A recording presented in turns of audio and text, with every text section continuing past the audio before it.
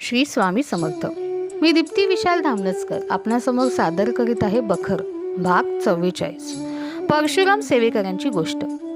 एक वेळ परशुराम सेवेकरी यांचे मनात आले की आपण काशीत जावे. म्हणून श्रींची आज्ञा घेण्याकरिता श्रींजवळ येऊन त्याने प्रार्थना केली.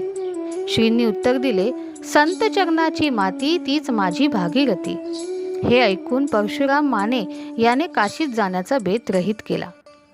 प्रत्यक्ष निदान चोळप्पाचे घरी आले असून चोळप्पांची तीर्थयात्रा किंवा पिराला शेरणी वाहने चुकले नव्हते.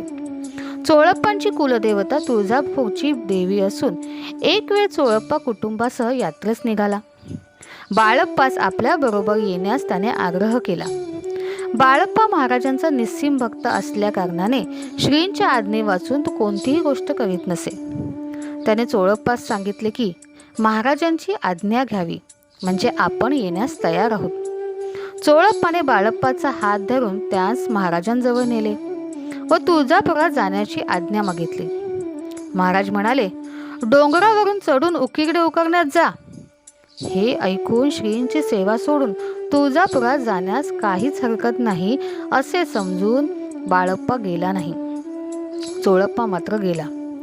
कर्म, उपासना, ज्ञान क्रमक्रमाने साधकाने करावे. उगीच ढोंग करून पोट भरणे महाराजांस आवडत नसे. श्री स्वामी समर्थ.